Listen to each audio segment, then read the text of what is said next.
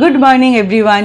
আজ রবিবার, সাপ্তাহিক এই ছুটির দিনটা আমরা যারা ওয়ার্কিং ওম্যান তাদের জন্য কতটা ইম্পর্টেন্ট সেটা আমরাই জানি।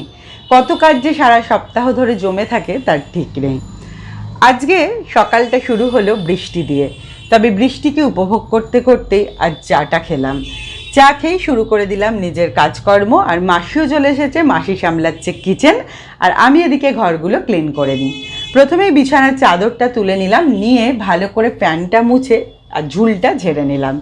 এরপরে বিছানার চাদরটা পাল্টে ফার্নিচারগুলো সুন্দর করে মুছে নিলাম, মুছে শোপিসগুলো মুছে আর এই যত আমার ইনডোর প্ল্যান্ট আছে সেগুলোতে ভালো করে জল দিয়ে নিলাম।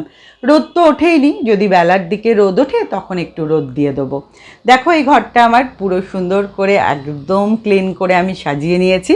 এরপরে আমি চলে এলাম আমার ডাইনিং প্যাসেজে।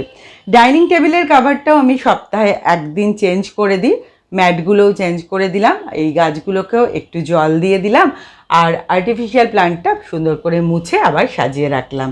ফ্রুট বাস্কেটে রেখে দিলাম কয়েকটা আম, কারণ এই আমগুলো এখনও পাকতে দুদিন দেরি লাগবে। তারপরেই চলে এলাম আমি আমার ক্রকারিজ র্যাকের কাছে।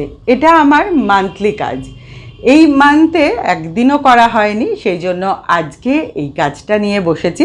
এই কাজটা শুরু করা মানেই মোটামুটি 1 ঘন্টা তো লেগেই যায় এই ক্রকারিজ র্যাকটার জন্য।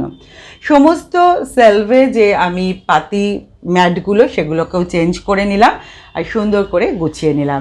আর এইটা সেই ট্রেটা যেটা তোমরা অনেক ভালোবাসা দিয়েছো, যে জামাই ষষ্ঠী উপলক্ষে আমি ব্যবহার করেছিলাম, সেটাকেও সুন্দর করে মুছে ভালো করে তুলে রাখলাম। এবার দেখো আমার ডাইনিং প্যাসেজের লুকটা বেশ সুন্দর লাগছে, তাই না? একদম ঝাঁ চকচকে। এরপরে এই ফুলটা দেখছি একদম কালো হয়ে গেছে। লাস্ট উইকে যত আর্টিফিশিয়াল ফ্লাওয়ার আমার বাড়িতে আছে সবগুলোকে আমি কেচেছিলাম, এইটাকে কাচতে ভুলে গেছি। আজকে তাই এটাকে ভালো করে কেচে নিলাম, কেচে নিয়ে শুকিয়ে এবার যেখানে এটা রাখবো ঠিক করেছি সেখানে রেখে দিলাম। এটা অবশ্য অন্য জায়গায় থাকতো, কিন্তু এখন ভাবছি, মানে এই উইকটা ভাবছি এখানেই রাখবো, তাই এখানে রেখে দিলাম। এরপরে আমি গেলাম হচ্ছে কিচেনে, কারণ মাসি রান্না করে দিয়ে চলে গেলেও লুচি পরোটা এগুলো না ঠান্ডা খেতে ভালো লাগে না, তাই পরোটাটা আজকে নিজেই করে নিচ্ছি। পরোটাটা আজকে ঘি দিয়ে করেছিলাম, দারুণ খেতে হয়েছিল, আর সঙ্গে ছিল কুমড়োর তরকারি। এই কম্বিনেশনটা কার কার ভালো লাগে অবশ্যই জানিও। এরপরে স্নান টান সেরে পুজো করে এখন আমি একটা মাছের ফ্রাই বানাবো। রুই মাছের পেটি দিয়ে ফ্রাইটা অনেক দিন খাওয়া হয়নি, চলো ফ্রাইটা বানিয়ে নিই। টাটা।